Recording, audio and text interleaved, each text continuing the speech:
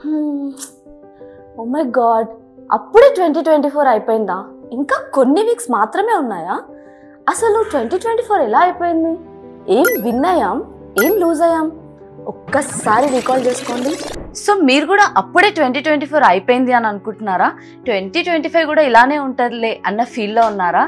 No, ఎప్పుడైతే మీరు రొటీన్గా ఎండ్ చేస్తే నెక్స్ట్ ఇయర్ కూడా అలానే ఉంటుంది. సో ఈసారి మాత్రం ద బెస్ట్ వేలో మీరు 2024 ఎండ్ చేయండి. దానికోసం ఈ వీడియో అయితే ఎండ్ వరకు చూడండి. Hey guys, welcome to my channel Deepthi shouts. So ఎలా 2024 ఎండ్ చేయాలి అని చెప్పి నేనైతే 7 బెస్ట్ వేస్ మీకు షేర్ చేయబోతున్నాను. అందులో ఫస్ట్ వే వచ్చేసి సెలబ్రేట్. ఎస్, ప్రతి ఇయర్ మనం ఏంటి అని అంటే ఒక్కొక్కరు ఒక్కొక్క విధానంగా ఇయర్ని ఎండ్ చేస్తారు.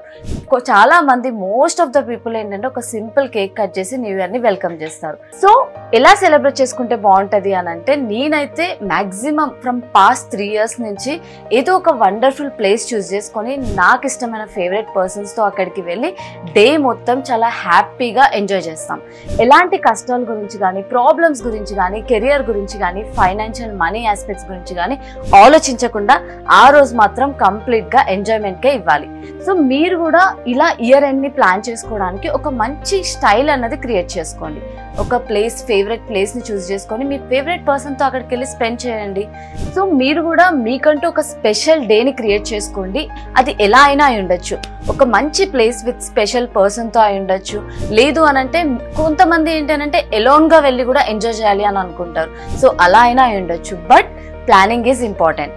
సో మీరు ఎలా అయినా ప్లాన్ చేసుకోండి, బట్ ఇయర్ మాత్రం ఫుల్ హ్యాపీగా సెలబ్రేట్ చేసుకోండి. సో ఈ వీడియో చూస్తున్న మీరు కూడా నాతో మాట్లాడాలి. బికాస్ ఈ వీడియో చూస్తూ మీరు ఏదైతే నేను ఇక్కడ అడగబోతున్నానో, క్వశ్చన్స్ చేస్తున్నానో, మాట్లాడుతూ కమెంట్ బాక్స్ లో కమెంట్ చేస్తూ వీడియో చూడండి.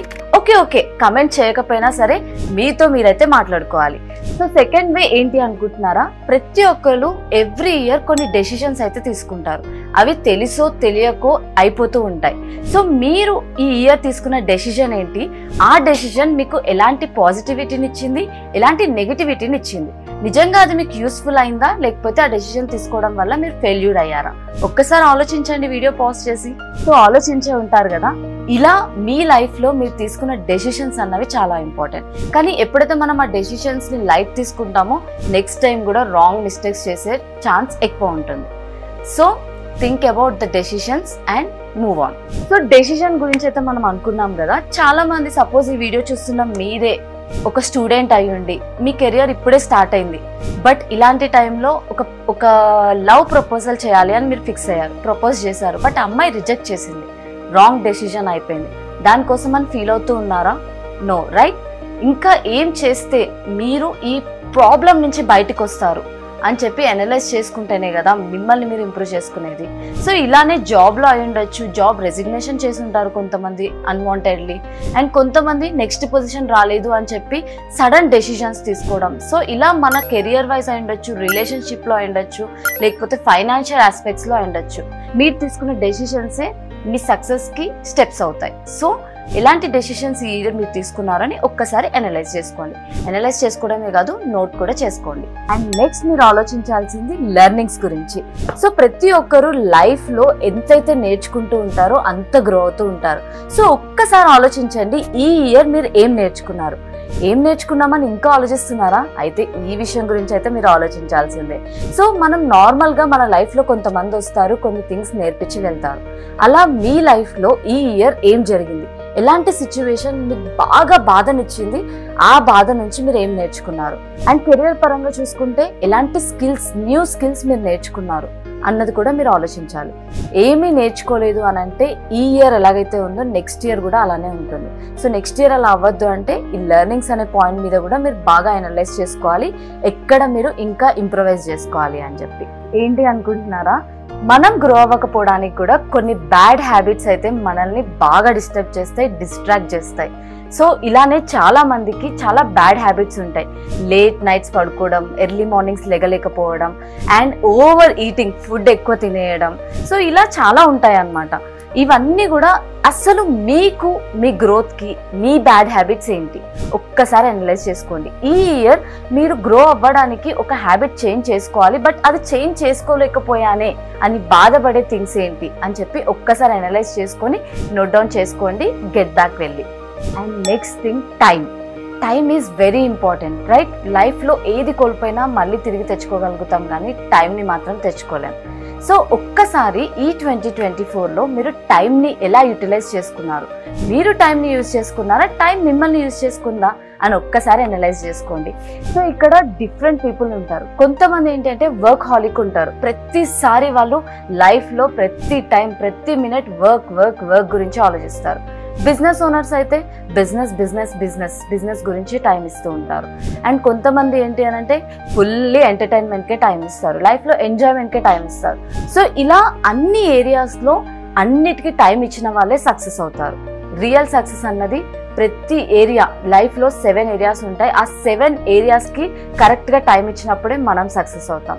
సో మీరు ఈ ఇయర్లో ఎక్కువ టైం వేస్ట్ ఎక్కడ చేసుకున్నారు? ఇలా లైఫ్లో వెకేషన్కి వెళ్ళి ఫ్యామిలీతో కూడా మంచిగా టైం స్పెండ్ చేసి, ఫ్రెండ్స్తో కూడా మంచిగా టైం స్పెండ్ చేసి, అండ్ వర్క్ లైఫ్ని కూడా హ్యాపీగా ఎంజాయ్ చేసి ఎలా మీరు బ్యాలెన్స్ చేసుకున్నారు అన్నది ఒక్కసారి అనలైజ్ చేసుకోండి. సో ఈ క్వశ్చన్ అయితే నేను జస్ట్ ఫర్ ఎంటర్టైన్మెంట్ అడగాలనుకుంటున్నాను. ఈ ఇయర్ 2024లో మీరైతే న్యూ థింగ్స్ ఏం స్టార్ట్ చేశారు? ఎలాంటి ఇప్పటి వరకు అంటే ప్రీవియస్గా ఇయర్స్లో మీరు చేయండి, ఈ ఇయర్ స్టార్ట్ చేసింది ఏంటి?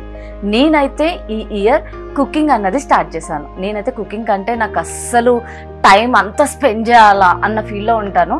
బట్ ఈ ఇయర్ అయితే నేను కుకింగ్ స్టార్ట్ చేసి చాలా బాగా కుకింగ్ అయితే చేస్తున్నాను. సో మీరు కూడా అలా కొత్త థింగ్స్ ఏం స్టార్ట్ చేశారు అని ఒక్కసారి ఆలోచించండి బ్యాక్కి వెళ్ళి. అండ్ మీకు కనుక చెప్పాలి అని అనుకుంటే కమెంట్ బాక్స్లో కూడా టైప్ చేయండి. సో నేను కూడా చూస్తాను. సో లాస్ట్ పాయింట్ ఏంటి అని అంటే ద మేజర్ థింగ్, ప్రతి ఒక్కరు లైఫ్లో ఇదైతే కావాలి అని అనుకుంటారు, అచీవ్మెంట్స్. సో ఎవ్రీ ఇయర్ మనం బాగా కష్టపడి, ఎంతో కష్టపడి ఫ్యామిలీ టైం సాక్రిఫైస్ చేసి, లేకపోతే మన పర్సనల్ టైం సాక్రిఫైస్ చేసి వర్క్ కోసం, మనీ కోసం కష్టపడుతూ ఉంటాం. ఎండ్ ఆఫ్ ద డే వెనక్కి తిరిగి ఏంటి అచీవ్మెంట్ అని అంటే ఏమి లేక డిసప్పాయింట్ అవుతూ ఉంటాం. సో అలాంటి అచీవ్మెంట్స్ మీకు అయ్యాయా? అసలు అచీవ్మెంట్స్ ఏమయ్యాయి అని చెప్పి ఒక్కసారి అనలైజ్ చేసుకోండి. చాలామంది ఇయర్ స్టార్ట్ అయ్యేటప్పుడు కొన్ని గోల్స్ పెట్టుకుంటారు, ఇది నేను అచీవ్ చేయాలి ఈ ఇయర్, ఇది నేను అచీవ్ చేయాలి ఈ ఇయర్ అని చెప్పి. బట్ అది అచీవ్ అవ్వనప్పుడు ఎంతైతే మనం డౌన్ఫాల్ అవుతున్నాం అని ఫీల్ అవ్వకుండా ఎలా దాన్ని అచీవ్ చేయాలి అని చెప్పి ప్లాన్ చేసుకున్నప్పుడే రియల్ సక్సెస్ వస్తుంది. సో నెక్స్ట్ వీడియోలో నేనైతే చెప్పబోతున్నాను 2025లో ఎలాంటి గోల్స్ పెట్టుకోవాలి, వాటిని అచీవ్ చేయడానికి ఎలా ప్లాన్ చేసుకోవాలి అని. సో ఆ వీడియో అయితే మరి మిస్ కాకండి. దానికోసం నా ఛానల్ని ఇప్పటివరకు సబ్స్క్రైబ్ చేసుకోకపోయింటే ఇమీడియట్గా సబ్స్క్రైబ్ చేసుకోండి. సో అచీవ్మెంట్స్ ఏంటి అని చెప్పి ఒక్కసారి నోట్ చేసుకోండి. సమ్టైమ్స్ లిటిల్ అచీవ్మెంట్స్ కూడా చాలా హ్యాపీనెస్ని ఇస్తాయి. అది మనం కొత్త మొబైల్ కొనడం అయి ఉండొచ్చు, లేకపోతే మీరు ఎప్పటి నుంచో సేవింగ్స్ చేసుకొని ఒక న్యూ కార్ కొనడం అయి ఉండొచ్చు, ఏదైనా అయి ఉండొచ్చు. లిటిల్ ఎక్స్పెన్సెస్ అయినా మోర్ ఎక్స్పెన్సెస్ అయినా సరే అచీవ్మెంట్ ఈజ్ అచీవ్మెంట్. అండ్ కొంచెం మనీ సేవ్ చేసుకొని మీ పేరెంట్స్కి చిన్న గిఫ్ట్ ఇచ్చినా సరే అది రియల్ అచీవ్మెంటే అవుతుంది. సో ఇలా మీరు ఏం అచీవ్మెంట్స్ చేశారో ఒక్కసారి అయితే నోట్ చేసుకోండి. సో ఈ వీడియో అయితే మీకు నచ్చుంటే షేర్, కమెంట్, లైక్ చేయండి. See you again in next video.